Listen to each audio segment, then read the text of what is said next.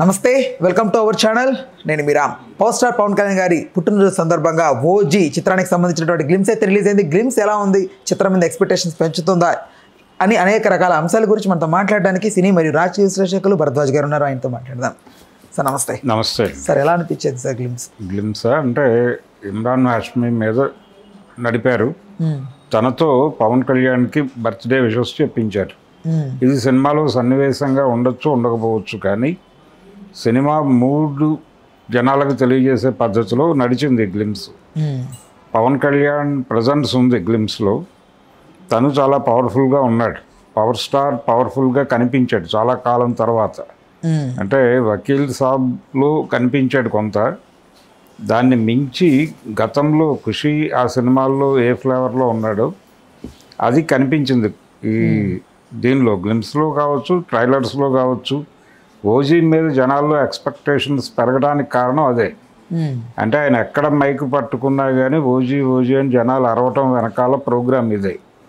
అంటే అతను ఇతర దర్శకుల దగ్గర చేసిన కంటెంట్ కంటే కూడా సుజిత్ కొంత డిఫరెంట్గా వెళ్తున్నాడు అనేటువంటి ఒక అంచనా ఉంది జనాలకి. ఆ అంచనా ఇచ్చింది ఇవే.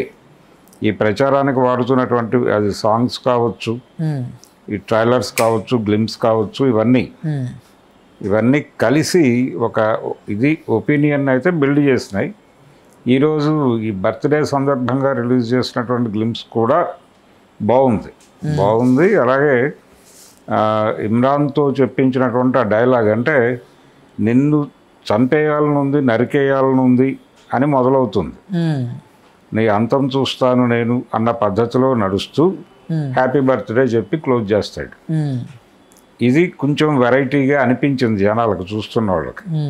అంటే సినిమాలో ప్రధానమైన యుద్ధం వీళ్ళిద్దరి మధ్య కేంద్రీకృతం అవుతుంది అనేది విలన్ని బలంగా ఎస్టాబ్లిష్ చేస్తూ ఈ గ్లిమ్స్ని విలన్ చేత హీరోకి బర్త్డే విషెస్ చెప్పించటం అన్న పద్ధతిలో ఒక డిఫరెంట్, కొంచెం యాంటీ క్లాక్ వైజ్ ఐడియాలజీ. దాంతో బాగానే రీచ్ అవ్వగలిగాడు, ఫ్యాన్స్ని కూడా ఉద్రేకపరచగలిగాడు, ఉత్సాహపరచగలిగాడు. టైం లేదు, సినిమా దగ్గరకు వచ్చేసింది. ఇంకొక మ్యాక్సిమం 22 రోజుల్లో జనం చూసేస్తున్నారు సినిమాని. కాబట్టి రిలీజ్కి దగ్గరకు వస్తుంది కాబట్టి కొంచెం ఆడియన్స్ని ఆ సినిమా మూడ్లోకి తీసుకెళ్ళటానికి కావలసిన కంటెంట్తో ఈ గ్లిమ్స్ అయితే రిలీజ్ చేశాడు. ఫ్యాన్స్ హ్యాపీగా ఉన్నారు. పైగా సోలో డేటు సినిమాది. మొన్నటిదాకా అఖండ 2 పోటీకి ఉంది అని అనుకున్నారు. ఇప్పుడు అది తప్పుకుంది సీన్లో నుంచి. December 5th వెళ్ళిందంట. అవునండి. అంటే ఓటీటీ తాలూకా ప్రాబ్లం ఇది. అంటే ఓటీటీ వాళ్ళు డేట్లు ఫిక్స్ చేస్తున్నారు. ఇదివరకు ప్రొడ్యూసర్లు ఫిక్స్ చేసేవాళ్ళు, ఒక్కొక్కసారి హీరోలు చూస్ చేసుకునేవారు. ఇప్పుడు ఆ కండిషన్ నుంచి ఓటీటీ వాళ్ళు డిసైడ్ చేస్తున్నారు ఏ సినిమా ఎప్పుడు రిలీజ్ కావాలి అని. దాని ప్రకారమే అది వెనక్కి వెళ్ళింది. ఇదేమో సోలో డేట్లో నిలబడింది. December 5వ తారీఖు ఒరిజినల్గా రాజాసాబ్ అనుకున్నారు. రాజాసాబ్ డేట్లోకి అఖండ 2 వెళ్ళింది. అదేమో January 9కి షిఫ్ట్ అయింది. సో ఈ డిజైనింగ్ డేట్లకు సంబంధించి మొత్తం నడుపుతోంది వెనకాల ఓటీటీ గొడవై. సో ఇది సోలో రిలీజ్ అవటం అనేది కూడా ఫ్యాన్స్కి చాలా ఉత్సాహాన్ని కలిగించింది. ఒక బిగ్ నెంబర్ క్రియేట్ చేయబోతున్నాడు ఈ సినిమాతో పవన్ కళ్యాణ్ అనేది ఎక్స్పెక్టేషన్. అంటే ఇప్పటి వరకు తను పాన్ ఇండియాకి ఓపెన్ కాలేదు ఏ సినిమా కూడా. హరిహర వీరమల్లు అనుకున్నారు కానీ అది వర్కౌట్ అవ్వలేదు.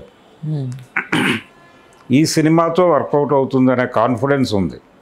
ఎందుకంటే సాహో సినిమాతో ఆయన హిందీ బెల్ట్లో ఎక్కువ కలెక్ట్ చేయగలిగాడు సుజిత్. సో ఇది ఈ సినిమాకి వీళ్ళు తీసుకున్నటువంటి జానరు, యాక్షన్, అలాగే ఇది ఒక అండర్ వరల్డ్ గొడవ కాబట్టి ఈ తరహా కంటెంట్ హిందీ మార్కెట్కి బాగా వర్కౌట్ అవుతుంది అనేది అందరి నమ్మకం. రెండోది, తన టేకింగ్ స్టైల్ వాళ్ళకి నచ్చింది. గతంలో ఆల్రెడీ చూస్తున్నారు.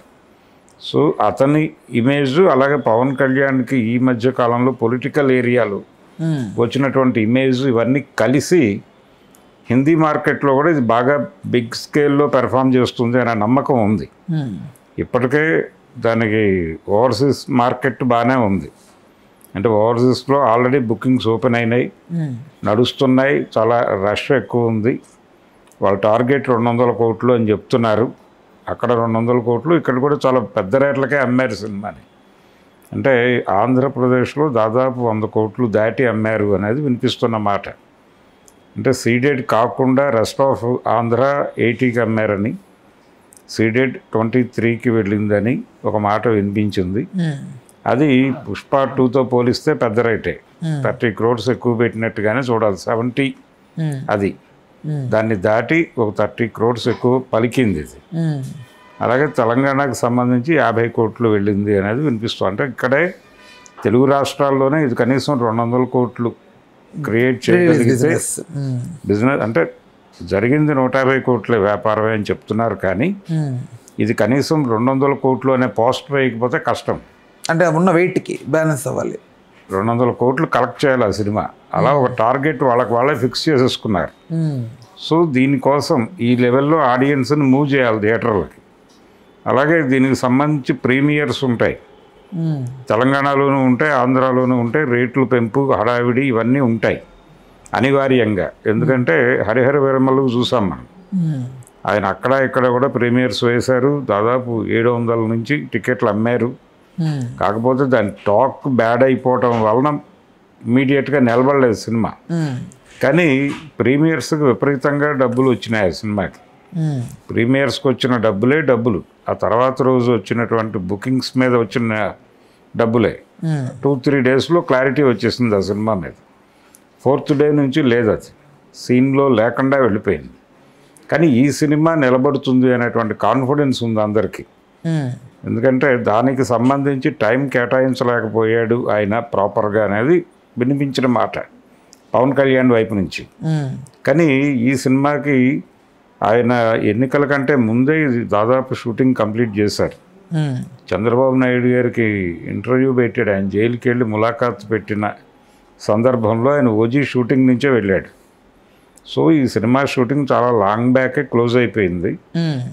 సో ఈ సినిమా రిలీజ్కి ఇప్పుడు 25వ తారీఖు రిలీజ్ డేట్ వచ్చేసింది. కాబట్టి ఈ బర్త్డే సెలబ్రేషన్స్ నుంచి వీళ్ళు పబ్లిసిటీ కార్యక్రమం మొదలుపెట్టేసి ప్రమోషనల్ యాక్టివిటీస్ వేగం పెంచి, ఇప్పుడు ఆల్రెడీ 2 పాటలు వచ్చినాయి, జనాలు బాగానే కనెక్ట్ అయ్యారు.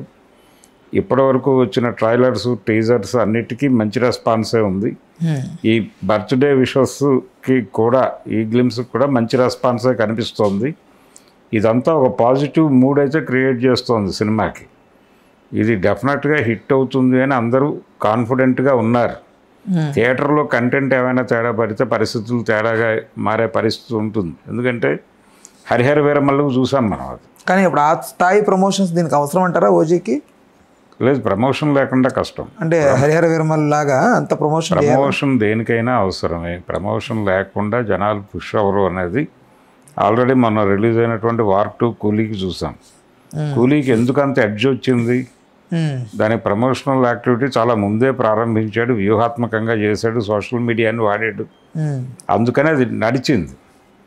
వార్ 2కి వచ్చేసరికి చాలా లేట్గా మొదలుపెట్టారు వాళ్ళు. ప్రమోషన్ మీద పెద్దగా ఫోకస్ పెట్టకపోవడం కూడా ఆ సినిమా అంతగా పెర్ఫామ్ చేయకపోవడానికి కారణం అని తేల్చారు. అందుకని ఆ మిస్టేక్ ఇక్కడ జరగకూడదు. ఈ సినిమాని పుష్ చేయడానికి సంబంధించి కనీసం 2-3 రోజులకు ఒకసారి ప్రేక్షకులకు రిమైండ్ చేస్తూ ఉండాలి. చేస్తే ఆ రోజున థియేటర్కి కదులుతారు. ఎంత పెద్ద హీరో అయినా థియేటర్లకి గతంలో లాగా వెళ్ళటానికి జనాలు సిద్ధంగా లేరు. కాబట్టి సినిమాని పుష్ చేయటం అనేది, ప్రమోషనల్ యాక్టివిటీ అనేది ఎంత బలంగా చేయగలిగితే అక్కడ రజనీకాంత్ ఉన్నా, పవన్ కళ్యాణ్ ఉన్నా, చిరంజీవి ఉన్నా ప్రమోషన్ తప్పదు.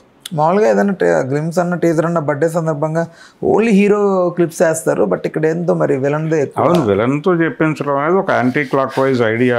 దాని నుంచి అతను వర్కౌట్ చేసాడు. బాగానే ఉంది, అది బాగానే ఉంది. టోటల్గా ఇది కొంత పవన్ కళ్యాణ్ని నటుడిగా సాటిస్ఫై చేసే సినిమా, అంటే ఒక స్టార్గా కూడా సాటిస్ఫై చేసే సినిమా అవ్వచ్చు అనే హోప్ అయితే వచ్చింది. ఎంత కలెక్ట్ చేయొచ్చు అంటారు భరద్వాజ్ గారి సినిమా?